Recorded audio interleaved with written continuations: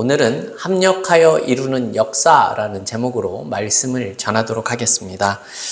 우리는 지난 시간에 느헤미야 일행이 이 예루살렘에 도착한 지 사흘 만에 소수의 측근들과 함께 이 몰래 밤에 시차를 나가는, 그래서 예루살렘 성을 한 바퀴 돌면서 현장의 상황을 정확하게 파악을 했었던 내용들에 대해서 살펴보았습니다. 그들이 봤었던 예루살렘 성벽은 자신들이 생각했던 것보다 더 처참하게 무너져 있었습니다. 이렇다는 말은 이 몇 사람의 의기투합으로 이것을 다시 세울 수가 없는 일이었다는 겁니다. 모든 유대인들이 다 함께 모여서 힘을 모으지 않으면 안 되는 일이었습니다. 그래서 느헤미야가 날을 정해서 방백들과 제사장들과 귀족들과 그리고 부를 수 있는 모든 사람들을 이 한자리에 불러 모아서 자, 예루살렘 성을 다시 건축하여서 우리가 수치를 당하지 말게 하자, 이렇게 이야기를 하는 모습이 있었죠. 그러면서 지금까지 자신에게 선대하셨던 그런 임했었던 하나님의 선한 손길을 2장 18절의 내용을 통해서 간증을 하는 모습이 있었습니다. 그런 느헤미야의 간증을 들은 이 많은 유대인들이 하나님의 손길을 의지하여서 성전을 재건하고자 하는 열정을 회복하는 모습을 보였었죠. 그래서 자, 일어나 같이 건축합시다 라고 이렇게 동조하는 모습이 지난 시간까지의 이야기였습니다. 이에 대해서 느헤미야가 이 성벽을 40개의 구역으로 나누어서 동시다발적으로 성벽을 쌓게 계획을 합니다. 그리고 각 구역마다 책임자를 정해서 세우고 그들에게 그 일을 할 수 있도록 위임을 해주게 됩니다. 이 공사에는 개인 38명과 또 가문을 포함한 42개의 그룹이 참가를 하게 됩니다. 느헤미야는 그들의 헌신을 잊지 않았고 이름과 거주지와 직업 혹은 직책까지 하나하나 다 기록한 내용이 오늘 우리가 살펴보는 이 3장의 내용입니다. 먼저 우리 1절 말씀을 같이 한번 읽어볼까요? 1절입니다. 그때에 대제사장 엘리야십이 그의 형제 제사장들과 함께 일어나 양문을 건축하여 성별하고 문짝을 달고 또 성벽을 건축하여 함메야 망대에서부터 하나넬 망대까지 성별하였고, 아멘.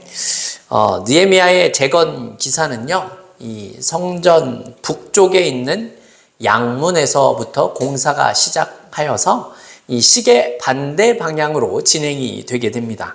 그리고 그래서 서쪽과 이 남동쪽, 동쪽, 그리고 이렇게 지나 성벽 재건 공사를 시작하게 되고 그 공로자들의 이름을 나열을 하고 있습니다.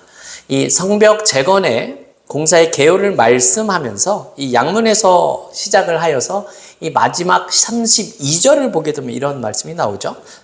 모퉁이 성루에서 양문까지는 금장색과 상인들이 중수하였느니라, 이렇게 나옵니다. 무슨 말입니까? 한 바퀴를 다 돌았다라는 뜻이 되는 겁니다. 이 성벽 재건공사의 공로자 중에 우리가 1절에서 읽어봤지만 이 엘리야십이 나오고 있습니다. 그들이 먼저 양문을 성별하여서 건축했다라는 표현이 나오지요. 이 양문이라는 것은 이 냉장고 양쪽에 달려있는 양문 냉장고 그런 뜻이 아니죠. 네, 더 쉽 게이트입니다. 양들이 드나드는 문을 뜻하는 말입니다. 양문으로 시작을 해서 서쪽으로 이 함메야 망대, 하나넬 망대 순으로 진행이 되었다라고 1절에서 나옵니다. 이 지점의 성벽을 대제사장들과 제사장이 건축하게 한 것은 양문이 성전에서 가까웠기 때문에 성전에 제물을 바치기 위한 양들이 이 문을 통과해서 가야 했기 때문에 그렇다라는 것이죠. 그래서 양을 우리가 생각을 해보면 양의 이미지가 어떻습니까? 양은 무엇보다도 이 하나님 앞에서 제사에 관한 이미지를 우리가 떠올릴 수 있는 동물입니다. 이 문은 이 요한복음에서 우리가 들어서 알고 있는 38년 된 병자가 누워 있었던 그 베데스다 연못가에 위치해 있는 곳입니다. 희생 제사에 필요한 양들이 이 문을 통해서 들어와서 이 베데스다 연못가에서 깨끗이 씻겨진 후에 인접해 있는 이 성전 구역으로 옮겨졌다라는 겁니다. 구약의 제사에서 하나님 앞에 제사를 드릴 때 많이 다른 동물들도 있었지만 양이 많이 사용이 되었죠. 양을 죽여서 피를 흘리게 하고 또 그 피를 가지고 하나님 앞에 나아갔었습니다. 제사 때 사용된 그 양들이 드나들던 문이 바로 오늘 중수하는 양문이라는 것이죠. BC 586년에 바벨론이 이 유다 왕국을 무너뜨리면서 완전히 파괴되었었던 이 예루살렘 성의 재건이 시작되고 있다라는 겁니다. 그런데 이 지역은 또 사마리아와 인접해 있습니다. 이 북쪽은 늘 외부의 공격으로부터 초긴장 상태에 있을 수밖에 없는 곳입니다. 그렇게 노출이 되어 있는 곳이죠. 이러한 곳을 제일 먼저 제사장들이 담당하는 것은 이 이스라엘의 공동체가 또 외부의 적으로부터 안전하게 보호를 받을 수 있는 그런 위치에 있었다라고 생각을 해볼 수도 있습니다. 이 거룩한 일에 지금 제사장인 엘리야십이 등장을 하고 있는 겁니다. 그는 1차 포로 귀환 때 스룹바벨과 함께 귀환하여서 성전을 건축하는 일에 중요한 일을 감당했었던 대제사장 예수와의 그런 손자입니다.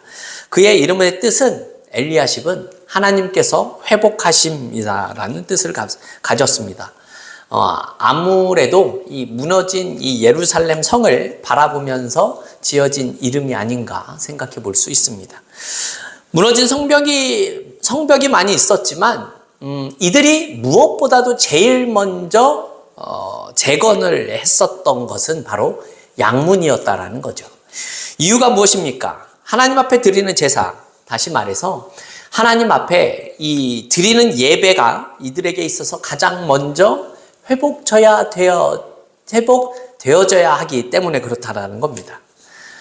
지금 이 백성들에게 가장 필요한 것은 하나님을 예배하는 것에 있다라는 겁니다. 오늘 본문 1절을 보게 되면 성별하고라는 단어가 두 번이나 등장을 합니다. 이 성별이라는 말은 거룩, 구별, 봉헌 이런 뜻을 가졌습니다. 제사장들은 성벽 재건 공사가 아직 완료되지 않은 상황 속에서 먼저 성별하여 구별하였다라는 것은 특별히 하나님의 임재의 상징이 있는 곳이기 때문에 그렇다라는 것이죠. 모든 건축이 중요했지만 특별히 이 양문을 재건하는 것은 구별된 일이었다라는 겁니다. 왜냐하면 무너진 제단, 무너진 예배를 회복하기 위해서다라는 말씀입니다. 이러한 내용이 우리에게 주는 메시지가 무엇이라고 생각을 하십니까? 여러분, 하나님의 역사, 이 믿음의 역사가 나타나는 가장 중요한 것은요, 우리가 하나님 앞에 예배할 때 나타나기 시작한다라는 겁니다. 무엇이 예배입니까? 우리의 삶의 주인이 되시는 예수님 앞에 우리가 나아가는 겁니다. 요한복음 10장 7절을 보게 되면 내가 진실로 진실로 너에게 말하노니 나는 양의 문이라 라는 말씀이 나옵니다. 예수님은 자신을 양의 문, 즉 선한 목자라고 말씀해 주시는 장면이죠. 모든 인간은 오직 예수 그리스도를 통해서만 하나님 앞에 나아갈 수 있습니다. 왜냐하면 예수 그리스도만이 우리의 유일한 구원자가 되시기 때문에 그렇다라는 것이죠. 그런 예수 그리스도의 희생을 의미하는 동물이 바로 양이지 않습니까? 그렇죠? 더세움교회 성도 여러분, 이 땅에 살면서 하나님의 역사나 믿음의 역사를 우리가 체험하기를 원하시고 계십니까? 그렇다면 우리는 하나님 앞에 예배를 먼저 회복해야 한다라는 겁니다. 우리의 신앙생활 속에서 최우선 되어져야 하는 내용이 무엇이라고 이야기를 하는 겁니까? 성경은 하나님을 예배하는 것이다 라고 오늘 본문을 통해서도 말씀하고 있다는 겁니다. 많은 성도들이 이 세상에 살아가면서 어려움을 당하는 것이 때로는 열심이 없거나 열정이 없거나 자신이 뭔가 부족해서라고 생각하는 경우들이 있습니다. 하지만 그런 것보다 우리는 하나님과의 관계를 먼저 돌아보는 것이 순서가 되어져야 된다라는 말입니다. 바로 예배를 통해서 그것이 가능하다라는 것이죠. 그래서 우리는 좋은 일이 있을 때나 좋지 못한 일이 있을 때나 그럴 때에도 하나님 앞에서 예배하는 모습이 필요한 겁니다. 요한복음 4장 23절 말씀 앞에 나와 있는데요. 우리 한 목소리로 한번 읽어보도록 하겠습니다. 아버지께 참되게 예배하는 자들은 영과 진리로 예배할 때가 오나니 곧 이때라. 아버지께서는 자기에게 이렇게 예배하는 자들을 찾으시느니라. 아멘. 여러분, 이렇게 하나님이 예배하는 자들을 찾는 이유가 무엇이겠습니까? 우리가 하나님 앞에 예배 드려질 때 우리는 하나님 앞에 죽고 그 자리에선 하나님의 영광만이 드러나는 순간이기 때문에 그렇습니다. 느헤미야는 그것을 알았다라는 겁니다. 그래서 예배를 위한 양문부터 건축을 했다라는 말씀입니다. 여러분, 우리의 삶에 문제가 있다면 우리는 그 문제의 실마리를 예배로부터 풀어나가야 한다는 뜻입니다. 예배에 성공하면 우리의 인생에 성공하는 자들이 되어지지만 예배에 실패하면 우리는 모든 것에 실패한 인생이 되고 마는 겁니다. 여러분, 그렇다면 이 예배의 최대의 목표가 무엇입니까? 우리는 하나님과 만나는 시간이 된다라는 말씀입니다.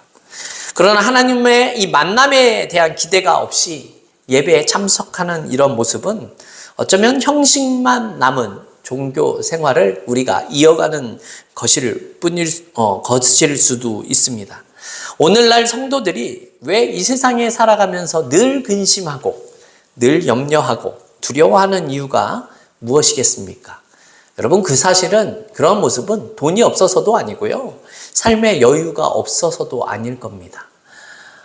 여유롭게 돈 많고 권력을 가진 사람들도 이렇게 살아가기 때문에 그렇죠.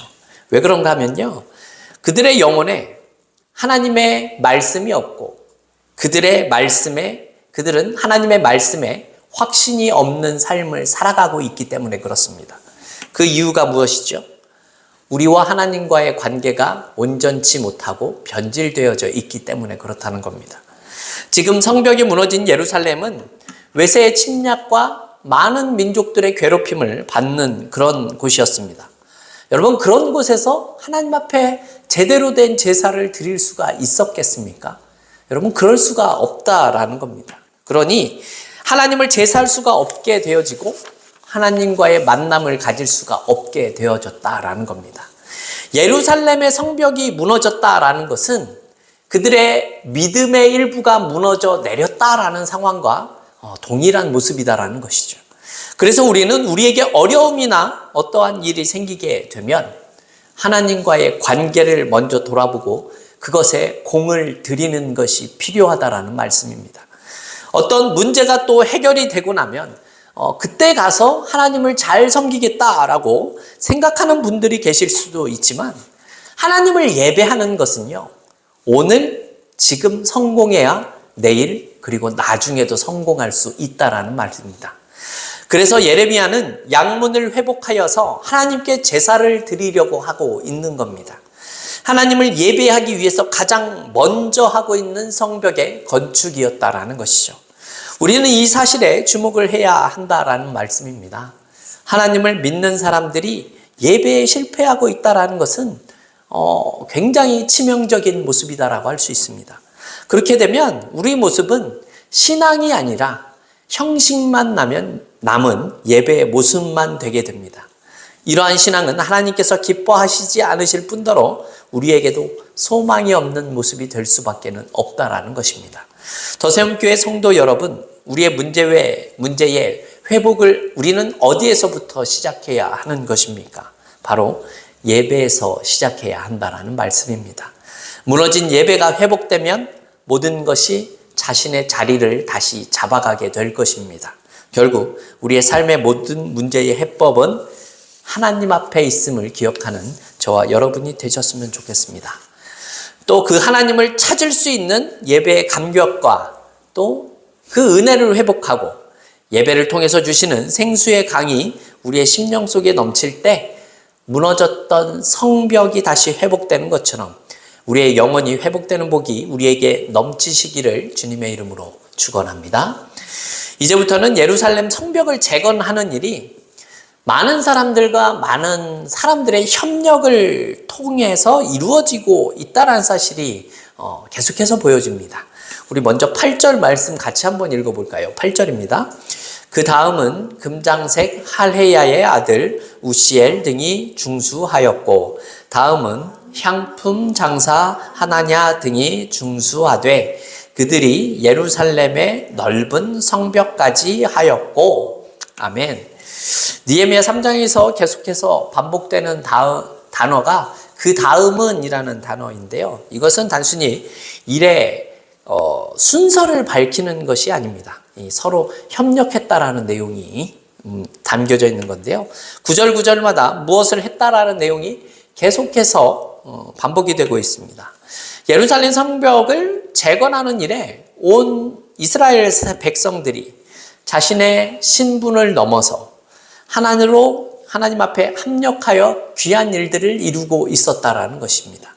실제로 살펴보게 되면요, 제사장, 레위인, 관리인, 부요한 자, 가난한 자, 남자와 여자들이 있었고, 직업별로 보면 금속, 가공업, 무역, 노예, 어부, 세리 등 다양한 직업의 계층에 다양한 성격을 가진 사람들이 이것에 참여하고 있다라는 것입니다.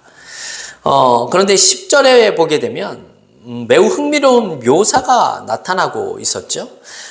제가 읽어보겠습니다. 그 다음은 하루마베 아들 여다야가 자기 집과 마주 대한 곳을 중수하였고, 그 다음은 하삽느야의 아들 핫두스가 중수하였고, 이렇게 기록하고 있습니다. 23절과 29절에서도 비슷한 내용이 나옵니다. 여기서 우리가 주목해야 하는 것은, 사실 이들은 큰 일처럼 보이지는 않지만 자기의 집과 마주한 성벽, 곧 작은 부분이지만 자신에게 있어서 할당된 부분, 자신에게 연결된 부분을 이들이 성실하게 감당하고 있었다라는 내용이 나타나고 있는 겁니다. 하나님의 역사라는 것이 사실 매우 공적인 방법으로 되게 큰 일을 행하는 것이 좋은 것처럼 생각할 수도 있겠지만 그렇지가 않다라는 것이죠. 이 작은 일에도 자기한테 주어진 일들을 잘 감당하는 모습들이 있었다라는 사실을 지금 우리에게 보여주고 있다라는 말씀입니다. 그리고 오늘 본문 속에서 더욱더 주목해야 할 것은 12절 내용입니다. 우리 12절 말씀 읽어볼까요? 그 다음은 예루살렘 지방 절반을 다스리는 할로헤스의 아들 살룸과 그의 딸들이 중수하였고, 이렇게 말씀합니다. 예루살렘의 절반을 다스리는 권력자뿐만이 아니라 자신의 딸들까지 동원해서 하나님의 역사에 참여하고 있다라는 말씀입니다. 대단한 그런 것이 아니죠. 사실 이때 공적인 일들에 여자들이 참여하는 것은 쉽게 보여지는 내용이 아닙니다. 그런 사역을 주관할 수 없었던 그런 시대에 이와 같은 일들이 있었다라는 사실이 매우 주목할 만한 모습이었다라는 것이죠. 느헤미야는 이렇게 예루살렘을 재건하는 일에 백성들의 그런 사회의 신분상의 구별이 존재하고 있지 않고 하나님의 역사를 위해 많은 사람들이 합력하고 있다라는 사실을 우리에게 보여주고 있다라는 겁니다. 또 본문을 보게 되면 좀 특별한 기록이 되어 있는 사람이 나옵니다. 우리 20절 말씀 같이 한번 읽어보겠습니다. 20절입니다. 그 다음은 삽배의 아들 바룩이 한 부분을 힘써 중수하여 성 구비에서부터 대제사장 엘리야십의 집 문에 이르렀고, 이렇게 말씀하고 있죠. 바룩이 한 부분을 힘써 중수하여 라고 나오고 있습니다.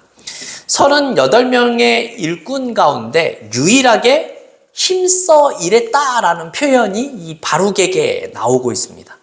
바룩은 이 성벽 재건의 역사가 하나님의 그 역사하시는 시간이라는 것을 기억하고 있었던 것 같습니다. 그래서 자신의 시간과 또한 물질과 그런 일들을 다해서 하나님의 거룩한 사역에 힘쓰는 것이 본인에게 할 수 있는 일이다라고 생각을 했었던 것 같습니다. 여기서 힘써라고 번역된 이 원래 히브리어 원문의 단어의 뜻은 무엇인가 하면요, 타오르다라는 뜻을 가졌습니다. 타오르다. 그러니까 삽배의 아들 바룩은 그냥 일을 한 것이 아니라 자신의 모든 에너지를 불태워가면서 일을 했다라는 말이 되는 겁니다. 모든 사람들이 마음을 다하여서 일을 했지만 그 가운데 유독 바룩이 눈에 확 띌 정도로 열심히 일을 했다라고 말씀하고 있는 것이죠. 또 한 가지 흥미로운 암시를 주는 내용도 있습니다.